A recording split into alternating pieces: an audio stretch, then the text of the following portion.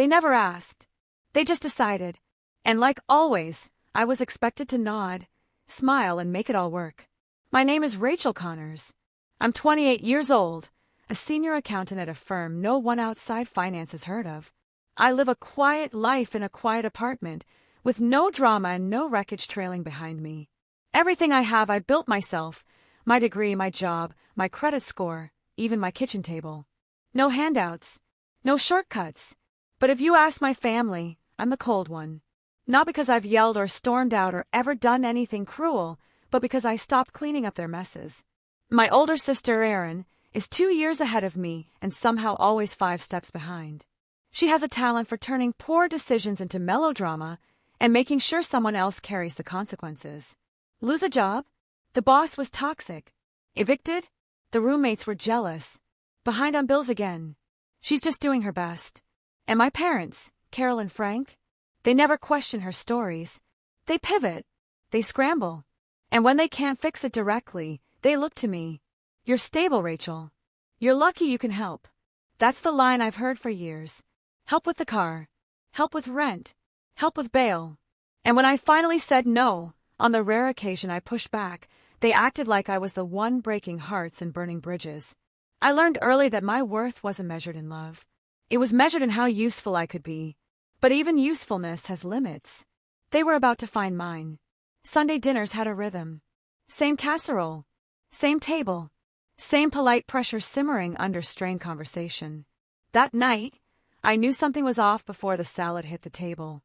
My mom greeted me with a too-sweet smile. You look thin, sweetheart.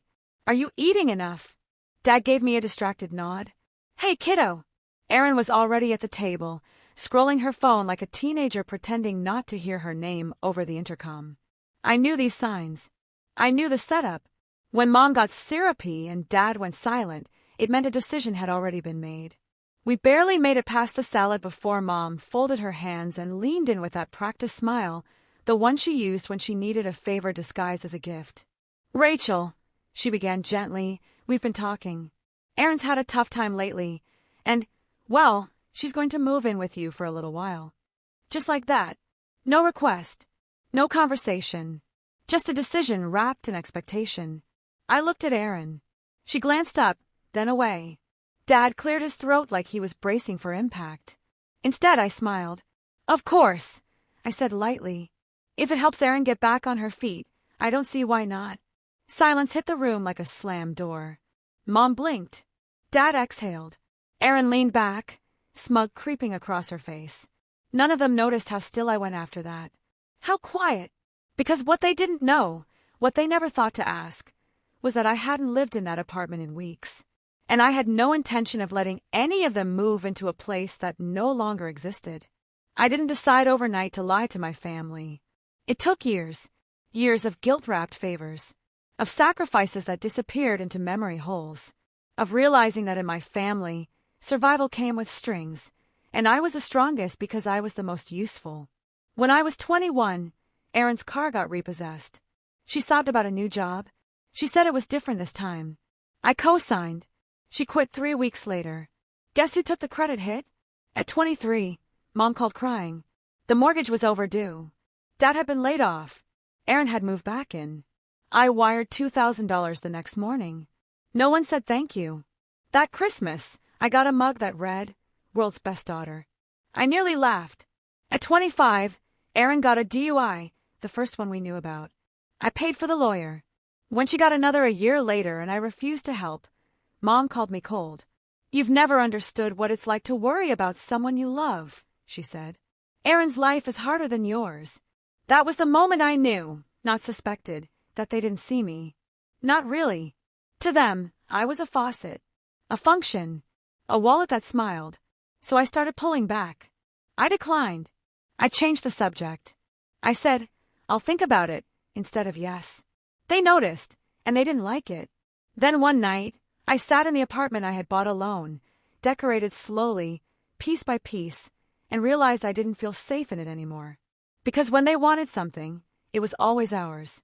My home, my money, my time. So I made a choice. I sold the condo. Quietly, legally. Moved across town into a small rental where no one knew the address. They never asked. I didn't offer. It wasn't revenge. It was preservation. The text started Monday. We'll bring Erin's mattress Saturday. Frank's loading up boxes Friday night. She's excited to have her own space. I didn't respond. They weren't talking to me. They were talking to the version of me who still existed in their minds. The one who would always say yes. By Thursday, Mom was texting every day. Let me know if you need help cleaning before she moves in. Erin says she's bringing her own dishes. That one made me laugh into my coffee. She hadn't washed a dish in her own apartment in years. But I let it all play out. I didn't correct them. I didn't push back. Saturday morning, I left early. Coffee. A drive. A farmer's market. Nothing in particular, just freedom. 3 missed calls buzzed in my pocket. On the 4th, I answered. Rachel, Mom snapped, her voice tight with panic. There's someone here. Some man. He says he lives in the condo. Says you don't live there anymore. I let the silence stretch. You didn't tell us, she accused. You never said a word. No, I replied calmly. I didn't. Shuffling in the background. Dad's voice sharp. Erin muttering. Then. What is this? Mom hissed. I sold the condo. Weeks ago. You what? I moved out. Quietly.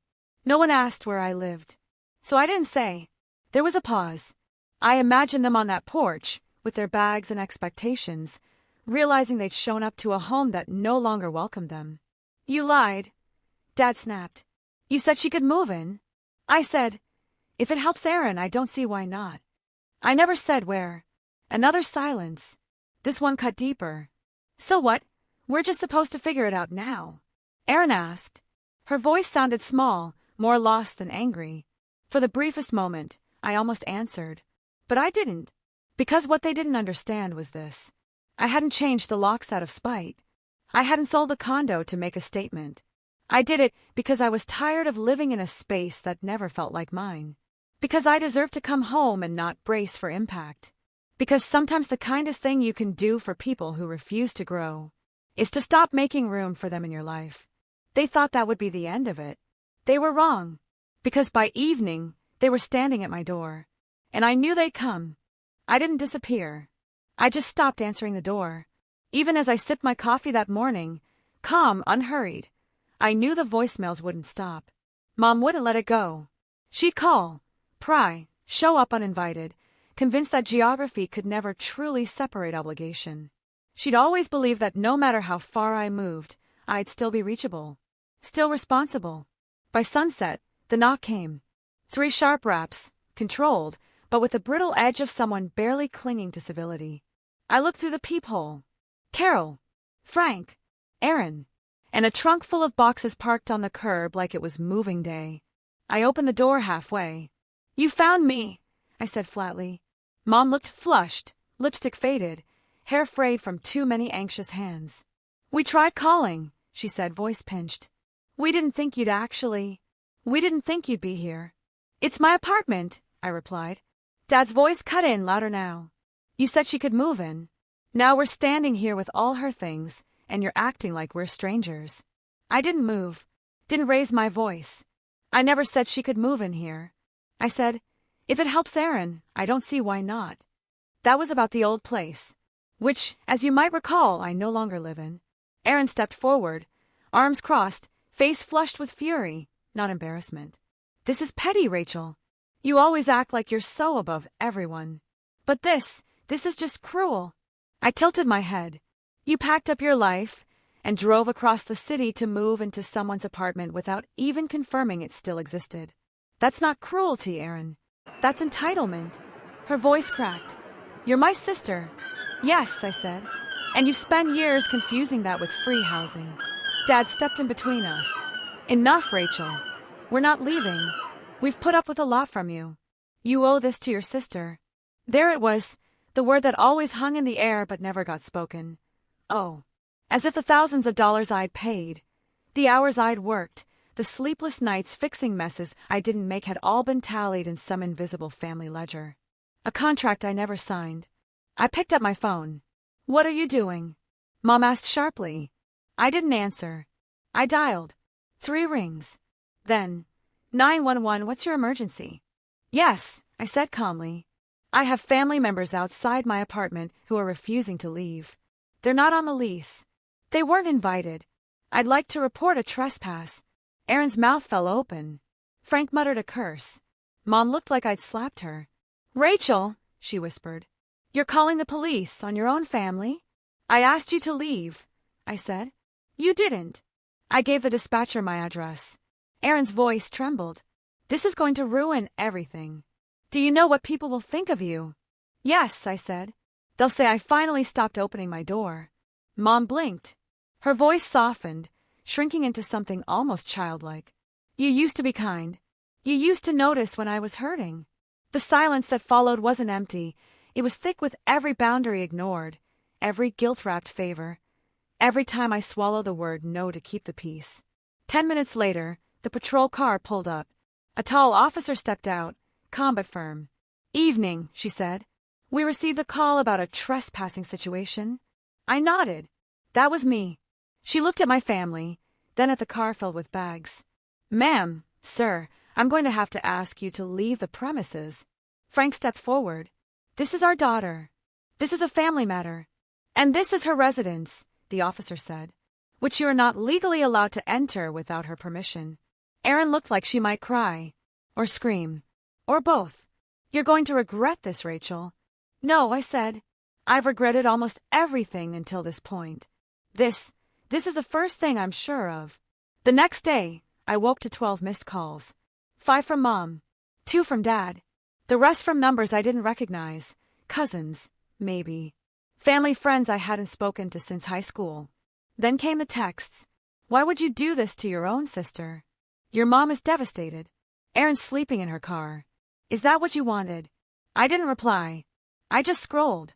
Eventually, I found it. A Facebook post from my mother. Public. 3 paragraphs, heartbreak emojis, and a photo of Erin as a toddler. We raised both our daughters to care for each other, but one of them has forgotten what that means. We're heartbroken that Rachel, so successful, so fortunate, would turn her back in our time of need. Erin didn't deserve this. None of us did. Hundreds of likes, dozens of comments. People I hadn't seen since I was 12 calling me cold, selfish, entitled. It wasn't new, just louder. I stared at the screen, then opened a thread of my own. No hashtags, no drama, just receipts. A screenshot of the $2,000 I wired to cover the mortgage. My name on Erin's car loan, then the collections notice. A photo of the invoice for her DUI lawyer. A timeline of every one-time favor since I was 21. The receipt for the condo sale. And a text Erin sent me 2 years ago calling me a boring robot for not letting her crash at my place. Then I ended it with one line. I didn't abandon my family. I just stopped volunteering for emotional debt. I turned off my phone not out of fear, but because I didn't need applause. I just needed quiet. And for once I had it. That night, the apartment was still. No footsteps in the hallway. No buzzing phone. Just the soft hum of the fridge and the occasional creak of pipes settling in the walls. I made tea chamomile. Not for sleep. I didn't need help sleeping anymore. It was for the ritual. Both hands around a warm cup, steam rising like forgiveness I never asked for. My phone lit up once. Then again. Mom. Erin. I didn't open the messages. I didn't need to. I knew the pattern. Shock, anger, guilt, pleading. Always in that order. I blocked their numbers. Not out of cruelty. Not out of pride.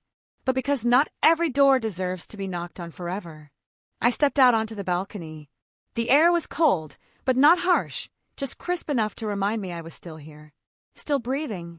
Down below, the city moved. Headlights, footsteps, someone walking a dog in a coat too big for spring. A neighbor 2 floors down waved. I waved back.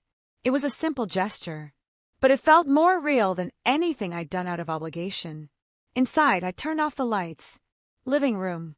Kitchen. Hallway. No picture frames on the walls. No family portraits. Just space. Just mine. I didn't feel triumphant. Or bitter. Or broken. I just felt done. Done performing. Done explaining. Done being the emergency oxygen mask for people who never learned to breathe on their own. Somewhere out there, they're probably rewriting the story again. I'm the villain. The cold one. The ungrateful daughter. Let them. I didn't disappear. I just stopped pretending I hadn't. And now I've told my version. I wrote it myself. And this time I signed it.